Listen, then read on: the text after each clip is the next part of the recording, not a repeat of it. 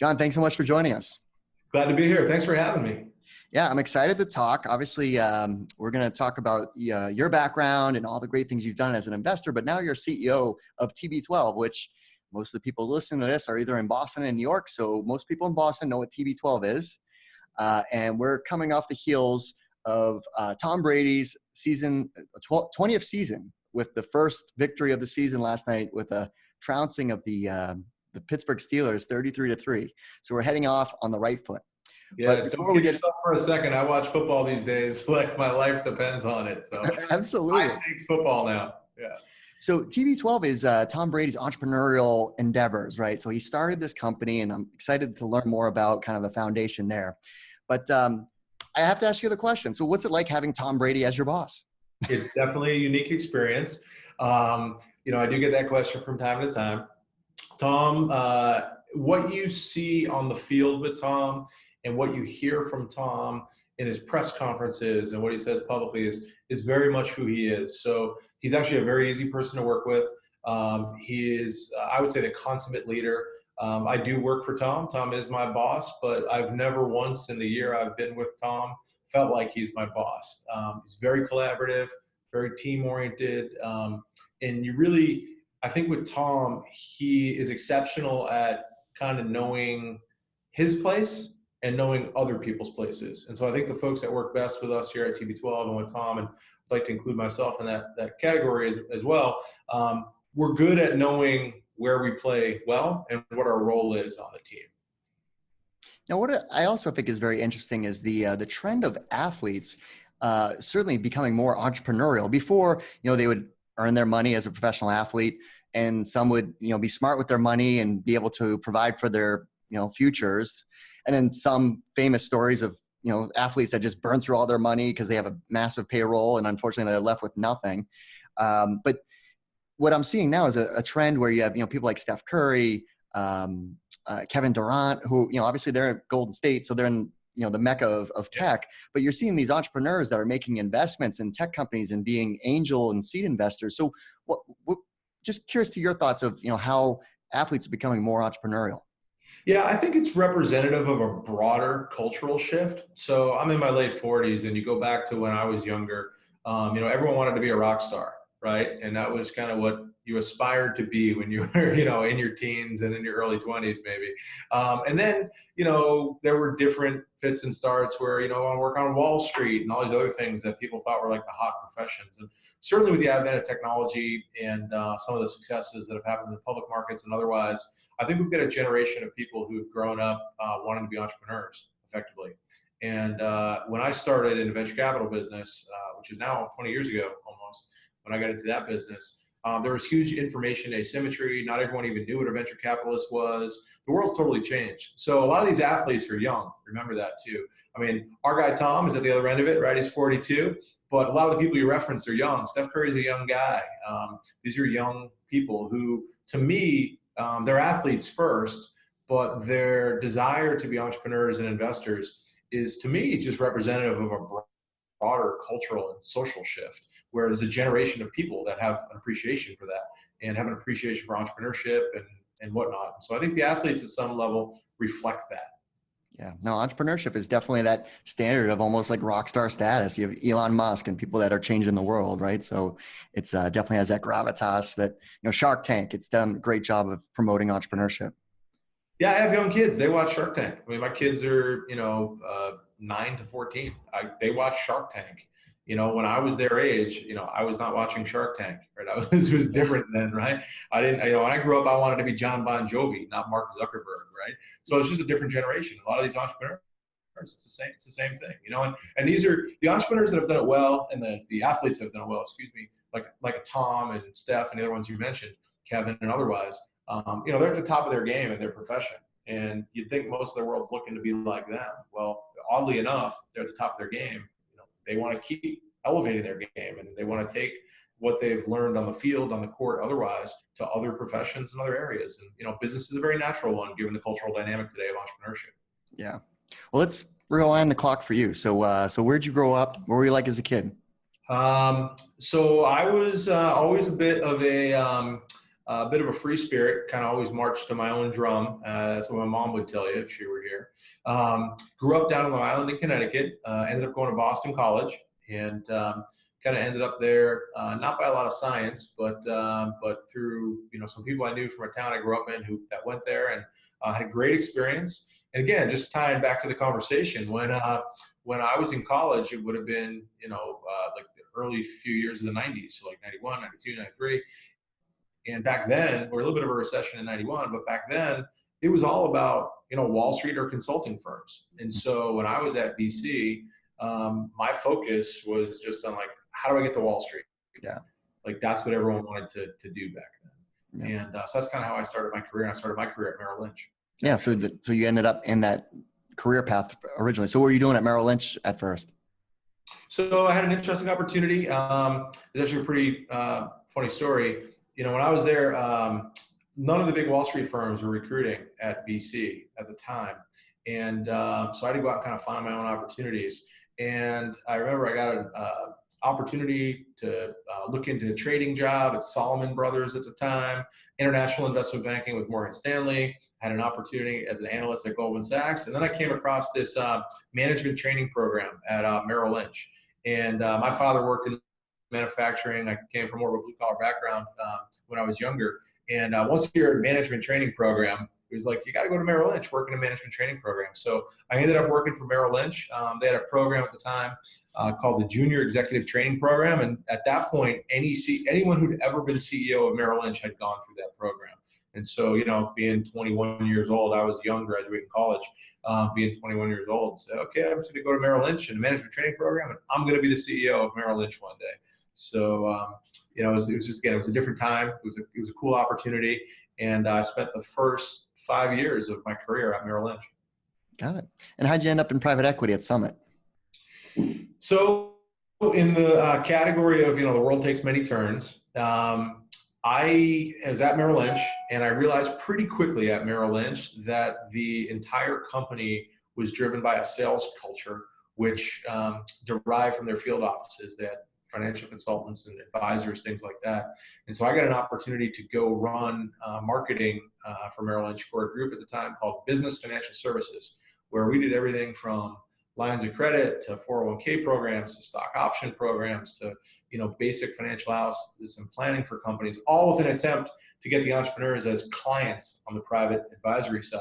Mm-hmm. And through that job, I ended up kind of working my way up a little bit and had a territory of New England pretty much. So I used to drive around all over New England and meet companies that we used to try and sell these services and products to. And as a result of that, I spent probably I was there 5 years. So the last 3 years I was there, I probably spent almost all my time driving around New England, meeting entrepreneurs and business owners. Mm-hmm. And it's sparked an interest in me. And right around that time, it probably would have been, early 99, I think. The whole .com boom and venture capital was taking off. So I'm meeting with all these entrepreneurs, and they're all talking about, venture capital and growing and all this stuff. And through a friend, I had an opportunity to meet someone at a firm called Summit Partners, and ended up there, in pretty short order. So I didn't end up in venture capital as a result of some very long and deliberate job search. I ended up there by doing something I've done over and over in my career, which is just kind of trusting my instincts as to kind of where things are going. And everyone was talking about venture capital back then. And for at the time, probably 25, 26-year-old, basically salesperson with no Harvard MBA or no background, there wasn't a lot of opportunities. And so I was fortunate to get a great opportunity at Summit. It's an amazing firm and an unbelievable experience. And I learned the trade of venture capital there. In that job, like, it's rigorous, right? You were smiling and dialing pretty much as far as being part of the private equity firm, calling CEOs. And again, you mentioned you're like 25, 26 years old, and you're calling CEOs of these companies. So what was that like as far as the foundation of building your? Yeah, it was very different. And, I was advantaged because I had a really good experience at Merrill Lynch where I was doing something very similar, but ultimately in person. So I would, get an opportunity to go meet someone who was known to Merrill Lynch, the firm. I would go meet with them. Oftentimes they're a very successful business owner or entrepreneur. And I'd find myself as a young person trying to talk about complicated topics that, I'd say at the first few times I did it, I felt like there was massive information asymmetry. And that entrepreneur probably knows a lot more about this than I do, but you do enough homework and you work hard enough, you come up the information curve pretty quickly. So I developed a lot of confidence, and I applied the same thing when I was at Summit. It was kind of the same approach. And, I did. I was used to it though too. So I was used to calls. I was used to sales. I was used to rejection. It's a little bit of a different time. Part of how I got the opportunity at Summit was there weren't a lot of PE and VC firms cold calling back then. Mm-hmm. Summit was one of maybe 3 at the time. And so for someone who basically spent the first 5 years of his career in either kind of general management type roles or really sales, it was really sales roles at the end of the day. My job's at Merrill Lynch. It was the only way I could sort of translate that experience into the profession. And I was lucky because of that experience, I was able to make the transition. I was able to be successful, which opened up more opportunities. And, 10 years later, I didn't know anyone getting into venture capital unless they had like a Harvard MBA or something like that. Now, again, the world's changed a little bit again. Now, like if you've been a really successful entrepreneur, you can get into the field, but there wasn't a lot of ways in. So, I got a little lucky, I suppose. And then after Summit, you went to Highland Capital Partners, where you were co-founder of their consumer fund. So what was that all about? And you were working with Tom Stemberg, who founder of Staples. So how did all that come together? Yeah, so my venture capital trajectory is a little different than others. And again, going back to you asked me what I was like when I was a kid. I've kind of always been a little bit of a free spirit, and I follow what I think the opportunities are and where my nose tells me to go. And I had, through a variety of circumstances, I'd met some folks at Highland Capital Partners when I was at Summit, and they had recruited me to come over and help them build out. At the time, they were largely tech and healthcare, build out more of a growth stage venture arm, and start doing bigger checks, more growth stage companies, because we ended up doing a lot of that at Summit Partners. And so this would have been the mid 2000s, if you will. And so it was post.com bubble. Highland had a big fund, but they were doing seed and A checks. They needed to write bigger checks. So it was a great opportunity for me to come build that out. And when I got there, Tom Stemberg, who had left Staples at the time, had sort of hung his hat about a month before I got there. He'd hung his hat as a venture partner at Highland. And so pretty quickly, we were looking at opportunities, and I started working closely with him to help apply the things I learned at Summit and doing deals to what we were looking at Summit. And the first deal we looked at of consequence was Lululemon. And, Unbelievable. Yeah, it was pretty crazy. And we ended up. Context. This is year what? This is early. This is 2005. Right. So I mean, the brand's monstrous now, but back then it was. It wasn't. Yeah, it was very different. I remember they had 3 stores in the U.S. at the time. Yeah, 3 stores. And they were still trying to figure out, do we just put the logo? Do we put the name? It was that early. And we ended up, Advent led the deal, and we took a piece of the deal. And that was the first deal we did. And then that basically, how would I say it? That emboldened us. That emboldened us to say, there's really no one doing consumer investing out there. There's folks doing early angel investing. And then there's the Summit Partners, and at the time, the Weston Presidios and the Berkshires and other firms doing bigger deals, but there was nothing in between. So we hatched the idea to raise a fund, which we ultimately called the Highland Consumer Fund, to invest. Basically, the original thought was $5 million into kind of growth stage consumer companies, right? A bunch of $5 million checks. And that was the genesis of the Highland Consumer Fund. And we went out, we found 2 more partners, Ted Phillip, Tom Guilfoyle, and we raised the fund in, I want to say if the close was in March of 2007. And at the time, we were some of the first truly consumer investors. And again, just happened to be in Boston, which, it's not really known Boston to be a consumer hub per se. But we just, we were early to the game there. And what were some of the other portfolio companies during your time at Highland? So we had a handful of different ones. We had a company called Guitar Center. We invested in a company called Mix One Beverages. We invested in a company called, everyone in Boston would know, City Sports at the time. We invested in City Sports. So we had a whole handful of different companies we invested in. And truth be told, which then led me to, sort of journey to what I wanted to do next. We raised, it was a different time. We raised $300 million for that fund in pretty short order. And raising a fund of that size with a small team, instead of writing $5 million checks, we found ourselves having to write $15 million checks. And that's a different company. It's a different profile. It's a different company. And I said to myself, if we were ever to raise Highland Consumer Fund 2, what would that look like? And my thought was smaller, back to smaller checks. I'd be more brand focused. And I would focus at a stage where there's enough proof of concept that you know the company like has market acceptance, but there's still an opportunity to scale. And then that led me to start Raptor Consumer Partners with Jim Pilata, and then ultimately, for a variety of reasons, I worked with Breakaway, and we did kind of a similar thing. But I set out on this course to really focus on companies that were doing anywhere from $1 million in revenue to 15 or 20 million in revenue, looking for that $3 to 8 or $5 million. And that's kind of where I spent the better part of the next, probably the next 10 years. And you've made some other like great investments along the way of, brands that we all recognize, like Spartan Race and Grillo's Pickles. That's one of those that I actually do love their product. It's amazing. Those are good ones, and they're good examples of that inflection point. I remember when I first met Joe DeSena, the founder of Spartan Race. He found me actually, because again, there wasn't a lot of people doing consumer investing, not to mention who would understand even what an obstacle course race was. And at that point in time, he had 8 races.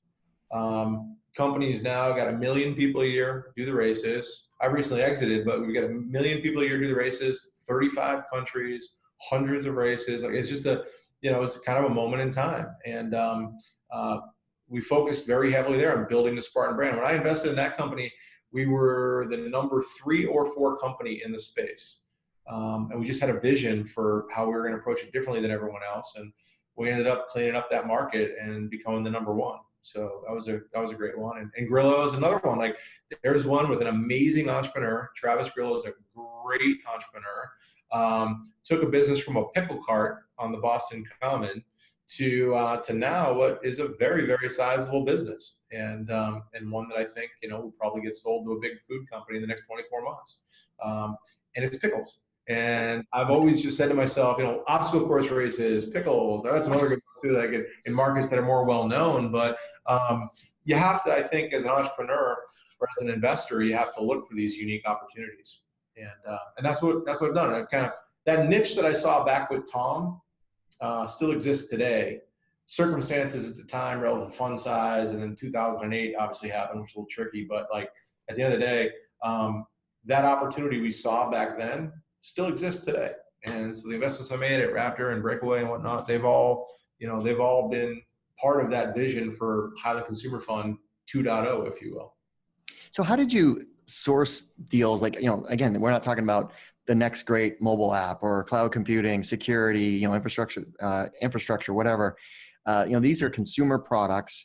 And like, how would entrepreneurs like seek you out and be like, hey, pitching a pickle company, right? And then how would you make the decision to make that investment? Is it similar to, the world of tech where it's, team, product, and market size? Is it similar philosophy there? Yeah, I think a lot of it's the same. I think if I had to say one of the things that's a little different, I think you have to be able to, when you're dealing with more tangible consumer companies, you have to be able to sometimes disassociate your personal likes and preferences from what the personal likes and preferences are of the target that the company is, after. So great example is, I'll use Spartan Race as an example. I happened to, at the time, had been coming off probably a 5-year stint of being a rather passionate endurance athlete at the time when I kind of met Joe from Spartan. But I really didn't have a ton of interest in going out and getting muddy and doing all that stuff. So even to this day, I was on the board for 7 years. I only did 2 Spartan races in 7 years. That's something probably I shouldn't admit in public, but it was never my thing. But I got it. I understood why people liked it. I had a different lens that I brought to it. Focused a lot on the brand. Pickles a little different. I like pickles. That was easy. It's a great product. But with any of these things, it's got to be a great product. You got to look for a great entrepreneur. Travis Grillo is an amazing entrepreneur, right? And I think as an investor, you have to always remember you're not running the companies. Joe DeSena is a great entrepreneur. I got a boxing fitness business I'm invested in with George Foreman and his partner, Anthony Rich, AJ, and they're great entrepreneurs. I had invested and then we sold for a amazing return. Frozen Greek yogurt company called Yasso, two great entrepreneurs, Drew Harrington and Amanda Klein. So I think for all investing, I've been involved in some different tech things as well, some different tech things as well over time. And I think at the end of the day, it's the entrepreneur, the market opportunity, and then the product or service. Like, is it uniquely differentiated and is it really special? Because if it's not in this day and age, whether it's a tech product, an app, a whatever, or a pickle, if it's not differentiated and it's not unique, it's not going to go far. I think the one thing I've seen change in the last 10 or 15 years that's probably most relevant for your audience is the time you have to seize an opportunity has dramatically compressed. The competition and capital flow to interesting ideas way more quickly than they used to. So if you are a entrepreneur who's got a great product, a great service, something very unique, something you're passionate about, and you know it's different, it's time to go. Because people knock you off and copy you so fast these days. You got to capitalize on your chance to get ahead of everyone. And that's why you see these companies these days, take a WeWork, take a Tesla, take whomever, like the breakout companies. That's why they raise so much money, in my opinion, because they have to sprint ahead of everyone once they know they're onto something. Yeah, they got to spend big for market share. Yeah, that's exactly right. Yeah. Okay, TB12. So why did you step outside of the investment world and get back into an operating role as CEO? Yeah, so I had a couple opportunities over time to run companies previously. A couple of them were in situations where investments I'd made that became a little challenged, and the entrepreneurs I've always thought about when I was investing. I always thought about partnering with the entrepreneur and developing deep relationships with the entrepreneur. And I think as part of doing that, I had a couple of instances where I had entrepreneurs at different points ask me to step in and run companies. A couple of them happened to be in the food business at two different food businesses. So that was sort of my first foray into operating companies. And after I did that, did both of those, it made me a better investor because it gave me a perspective that I hadn't had in maybe the 5 or 10 years before. So I learned a lot in doing that. And again, both of them were challenge situations. And I promised myself I'd never step into another challenge situation again after doing 2 challenge ones. So then I had a unique opportunity present itself, which then expanded, kind of how I look at myself and the opportunity a bit more. I had been approached by an entrepreneur who developed an idea for a new pizza, actually. And he approached me and hatched the idea with him to start a pizza company, which we called Oath Pizza. And we have a very unique crust, small footprint real estate concept is going back 3 or 4 years. The world was changing before delivery, but we saw some of that coming. And we started that business, and I founded it with him, basically. And I ran it for the first year and a half. So again, keeping with my promise to myself, I'd never, jump in and fix someone else's problems. If I was going to run something, I'm going to make my own problems to fix. We started that company, and now 4 years later, we've got 60 locations. We're kind of around the country, and I'm no longer actively involved day to day, but the sheer effort of lifting that thing up from the ground gave me that last piece of appreciation for, I think, what entrepreneurs do and the risks they take and the challenges they face that I think as an investor, you can never really truly understand unless you've done it yourself. So for me, that brought me kind of full circle.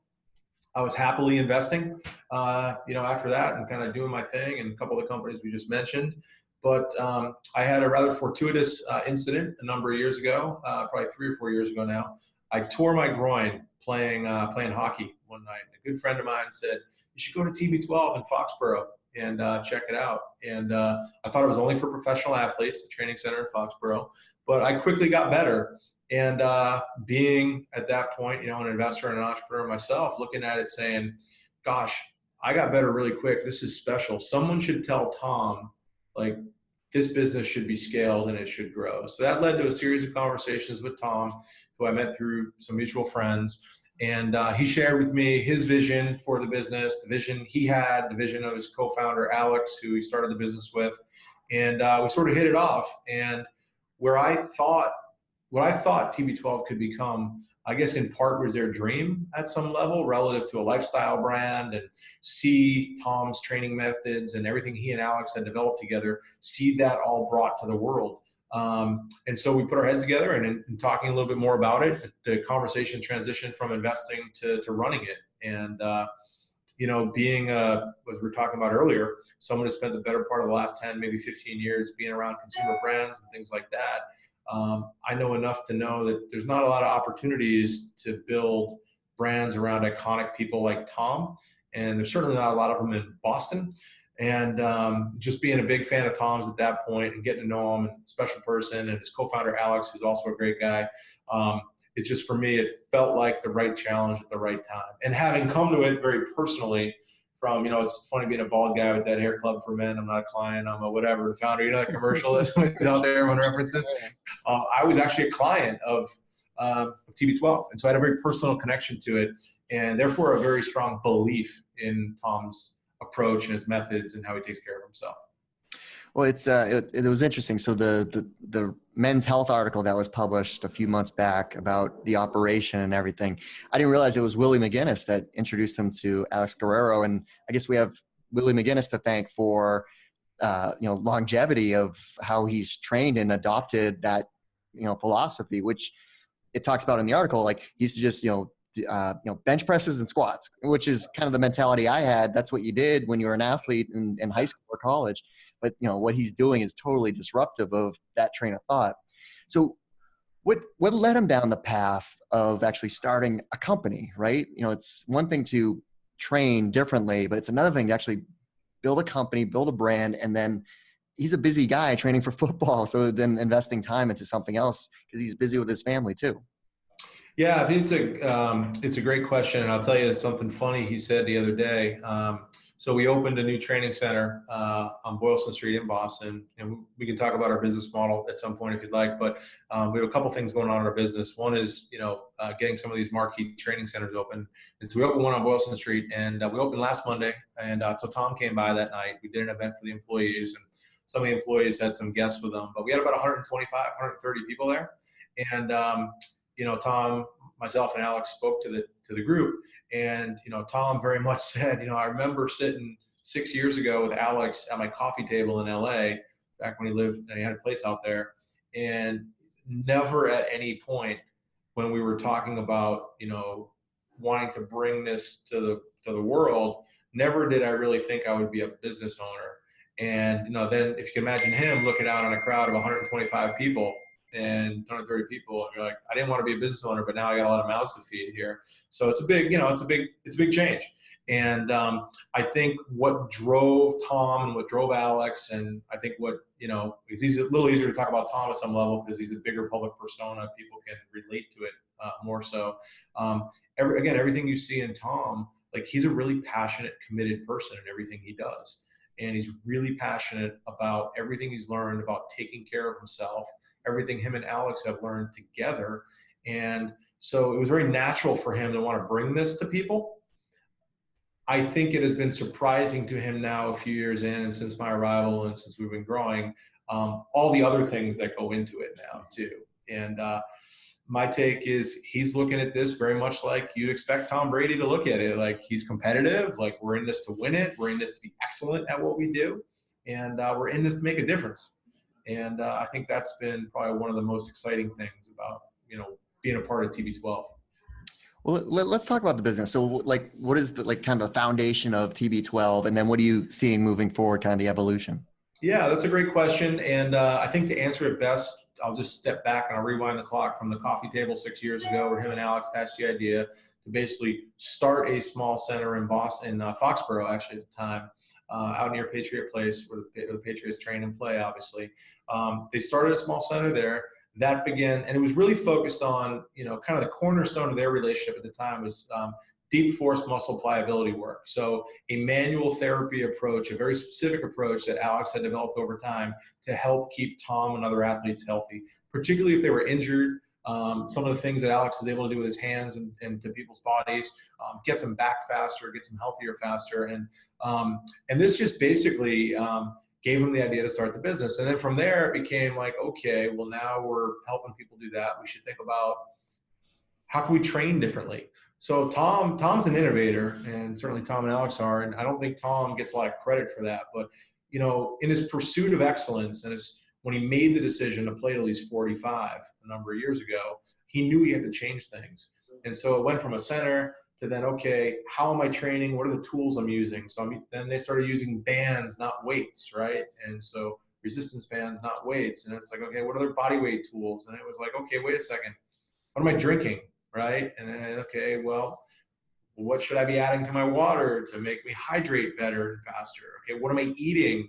And so our business slowly began to add different pieces to it, largely then driven by the need of, hey, we've got a training center in Foxborough, but there's a lot of people in the world that are not in Foxborough, so how can we reach them? So I started a small e-commerce business, and then that led to the notion of, well, at some point we got to tell people more about this. So Tom wrote a book, the TB12 Method, which began to, which was not a small book. No, not a small book. Yeah, not a small book. Began to encapsulate things a little bit more. And that grew over time. They launched an app, which was an attempt to, again, communicate more of what the lifestyle was and what was happening. And then when I got involved, the vision was, how can we expand on this base, this kind of lifestyle, which Tom has, which is really the foundation of it. I'd say the lifestyle itself is built on this notion of deep force muscle pliability work, functional strength and conditioning in a very specific way, proper nutrition, proper hydration, and then thinking about your cognitive health and your state of mind. And so, wrapping all those 5 things together really, to me, inform the TB12 performance lifestyle. And I think a lot of what Tom has learned and done to take care of himself can work for people on the field, but also off the field and in a business setting or whatever. And so our business really, long way to get to, a pretty simple question, but I think the context is important. Our vision for the company is to expand upon this performance lifestyle brand we've started, bring to people the tools, services, information, and education of how Tom trains, how he recovers, what he does in various forms.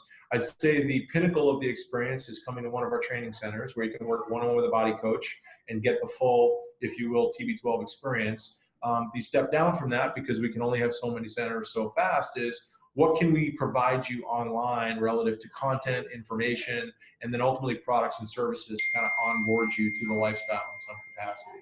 So that's our business. Its foundation is these centers, these places where you can come to work one-on-one with folks. And then the next part of it is the information education in our e-commerce business. So it's really a 2-pronged business model. We have a wonderful advantage of obviously having, a co-founder with a large platform. So it's a big advantage to get the word out there for sure. Well, the team is doing a good job. I mean, it's, Tom obviously has the brand and that helps in terms of promoting the company and what you guys do. But there's obviously people that are smart, point in case, the most recent Super Bowl win.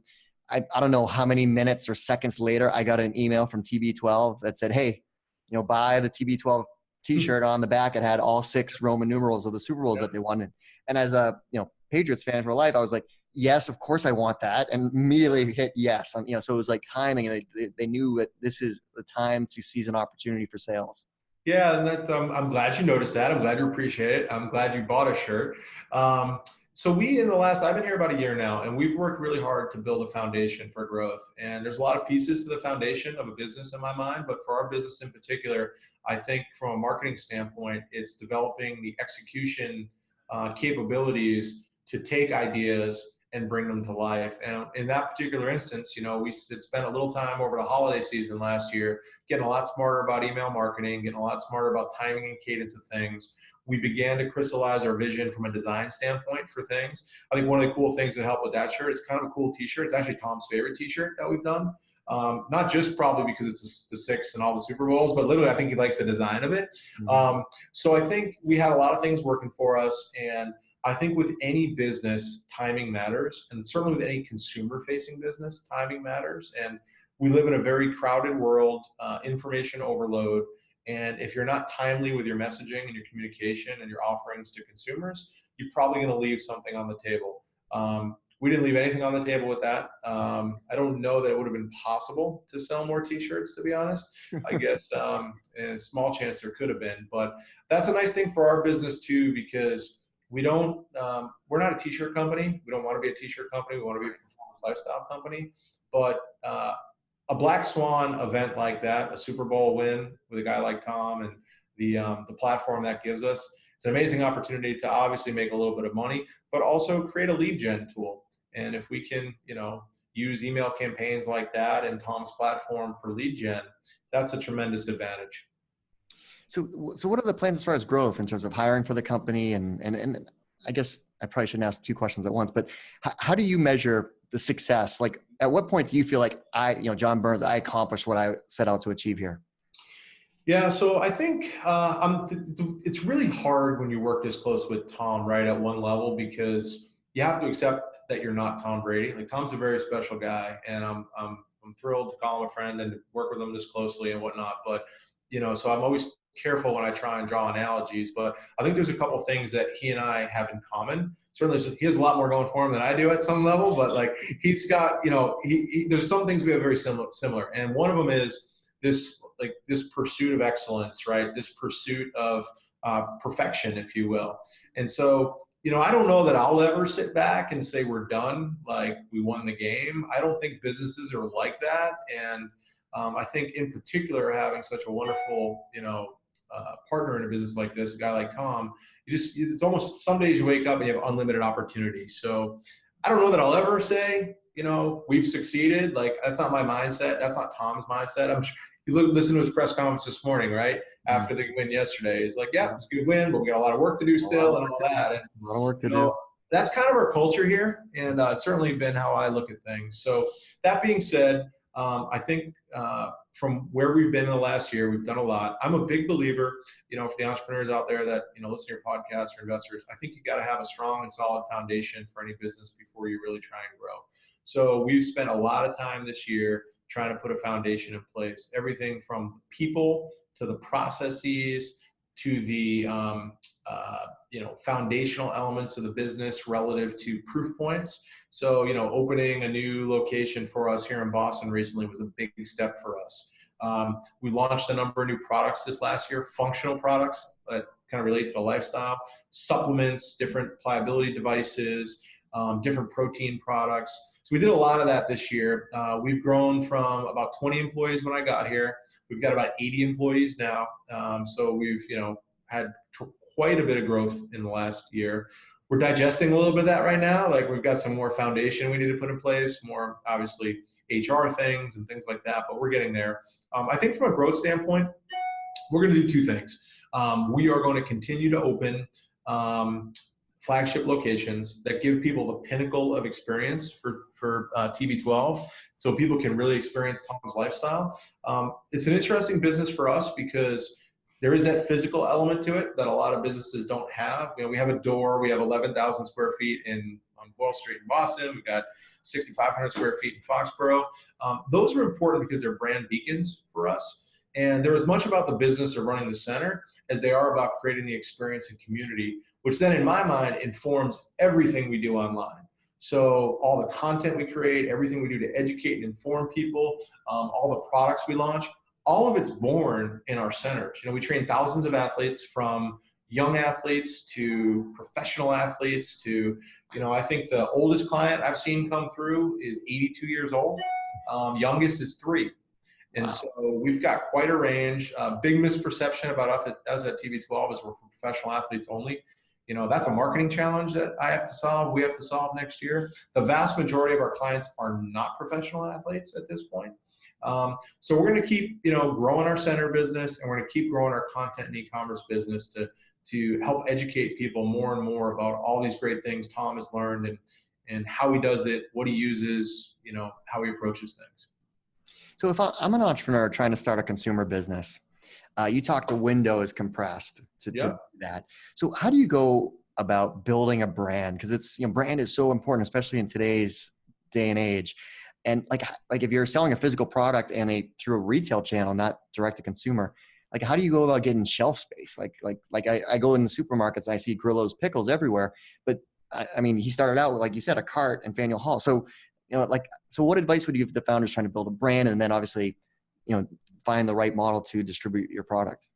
Yeah, so that's like 6 or 7 podcasts to answer that one. I know, right? I'll give you the fortune cookie version Okay.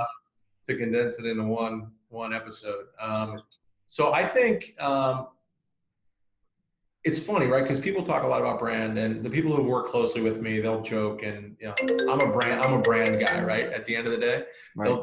they'll joke about that. But I think the first thing you got to do is define what's your definition of a brand, right? And what does it being a brand really mean?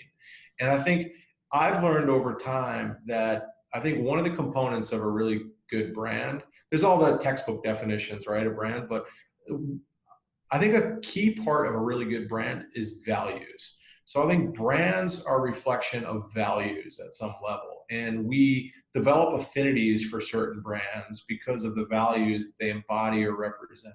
And I think oftentimes in the businesses I've worked with, and for some of the people in your audience, the entrepreneurs and founders, I think you got to really think about your brand as an embodiment of the values you're trying to put forth in your product or your service or your own personal values. So like Travis, as an example, he really values clean, good, homemade food. And like, that's important to him. So everything he does that, like he really values thoughtful, simple design, right? So the look and feel of the brand is very personal as well. He's a very personal guy. And I've seen this over and over and over with different entrepreneurs. So I would say if you're trying to build a brand, I think you got to really consider what are the values of that brand, which is really what gives people the emotional connection to the brand. I think if you're a tech entrepreneur and you're building a tech product, a lot of tech entrepreneurs they're product focused, right? They're building an app, they're building a piece of software, they're doing something like that. I mean, at the end of the day,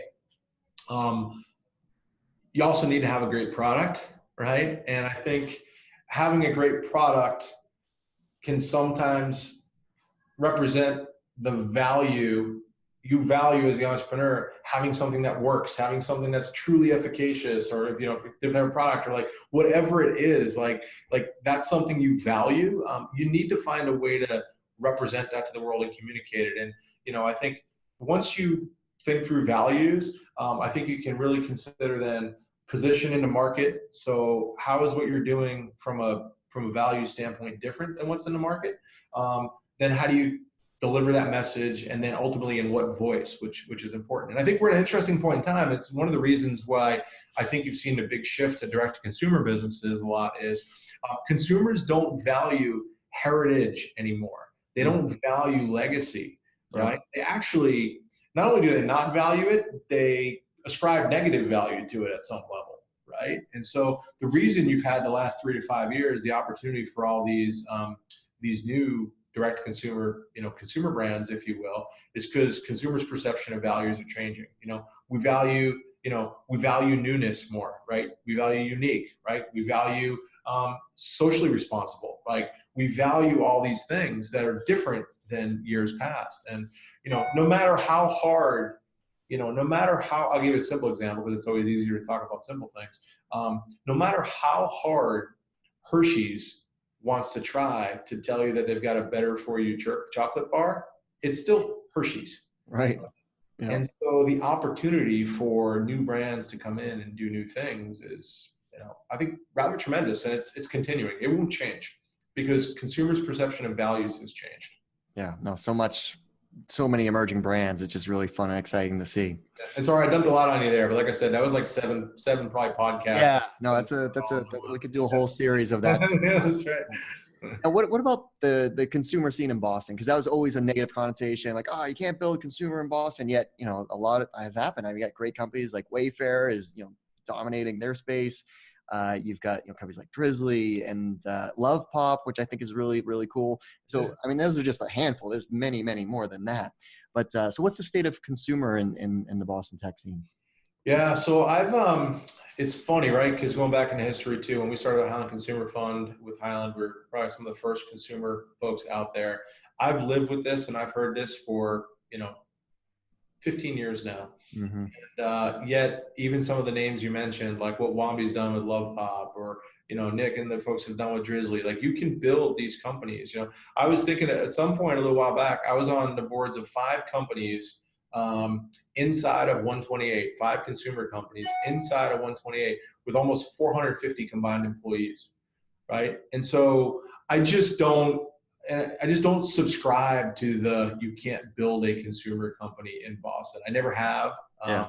I've always, since 2005, when Tom and I decided to do the consumer fund at Highland, it took us a year or so to pull together. But when we decided to do that, I've done nothing but consumer in Boston, either running or investing in companies. And, done fine for myself, and there's plenty of companies. I've worked with some amazing entrepreneurs. I continue to work with some great entrepreneurs. And I don't know. I think you can build a consumer company in Boston. And I just go back to, if you really feel like it's Boston that's holding you back, you probably shouldn't be an entrepreneur. Yeah. Like that'd be the best, most real advice I could give you. Yep. Because the great entrepreneurs that I've worked with, something like Boston doesn't stop me. Yeah, you can't use your location as an excuse. It doesn't. I mean, I guess if you're building a fashion startup, yeah, you probably should be in New York, right? There are some, if you're building a company that's somehow dependent on a network effect of Facebook or being close to Twitter or LinkedIn or something, like, I get it. You should probably move your company because that's the best for your business. But to use location as an excuse for lack of success is just the same thing. I always found it annoying. Yeah, I mean, tell Niraj you can't build a consumer company in Boston, right? Exactly. Wayfair's pretty big. Yeah. Jason, you can't build, like DraftKings is pretty big. Like right. You can build these companies. It's just, I've learned over time, and now I'll put my investor hat back on for a second. My response when people have told me that is probably, if I hear someone tell me that, if I'm meeting with them and they're looking for some money from me, either personally or through a fund or whatever, like I'm not making the investment. Because if you're letting circumstances of the city of Boston slow you down, the first time you lose a big client or big customer, or the first time you have a major problem with an employee or whatever, you have a tech or patent issue, like I just would worry that you're going to fold. Like Boston is not your problem. Yeah. You can do it in Boston. I've got plenty of examples that can prove that. So you're busy building TB12, but what do you like to do outside of work? I'll be honest, I don't get as much time outside of work as I would like. Between TB12 and some other obligations I have, I'm pretty committed. I have 4 kids, so I take a lot of time with my kids. But if I had to say I had one passion, I like to work out a lot. I always have. If you look at the companies that I've been involved with, I'm always involved with companies that, whether it's, George and AJ with their boxing business, or Spartan Race, or Eating Well, or now obviously with Tom and Alex doing this. I'm always into that. That's just part of my lifestyle. But if I had to say, like, what's one hobby, what's one thing I would do if I just had a free day, I would actually probably go tuna fishing. I like to go out in the ocean. I like to go out on a boat. And that's kind of how I'd spend my recreation time if I have. And I do get to do it sometimes, but between working out, and my family, that takes most of my time. Yeah, well, so we did an investor profile a few years back together, and the cover photo was you catching a massive tuna. That's right. That's right. I remember. That's right. Yeah, that's right. Well, I don't get to do it as much, but that would be like my one thing I would say for fun and I always tell people too. Now I'm approaching 50, so you feel like you start learning some things. If I had to say, give younger people one piece of advice, I think, you got to focus on your family and friends. You got to focus on your job. You got to focus on your health. But everyone should find one thing that is non-related to anything. Yeah. To, engage your interest and your mind. I think it's healthy. I think it's really healthy. And we live in a world too where we're always connected. We're always on. We all live in a world of high expectations. But when you're, 100 miles off Cape Cod in a boat with no cell phone reception, you're thinking about other things. Yeah. I've done some mountain climbing, similar thing there. Like when you're up on a mountain, like it's just really healthy. Yeah. And we don't do enough of that these days. So I guess as I'm talking out loud and thinking about it, I would tuna fish more and mountain climb more. That's what I would do if I had more time. I agree. You need to have an outlet. You got to have something outside of those other core. Yeah, you got to have a thing. All right, John. Well, thanks so much for taking the time, for sharing, all the great experience you've had as an investor, an operator, an entrepreneur, and obviously all the great things that TB12 was up to. Super excited to see what that company becomes. And obviously, rooting for at least one more Super Bowl win, if not more. Let's go. We're rooting for it big time here. Super Bowls are good for business, so we'll take it. Thank you very much. I really appreciate it.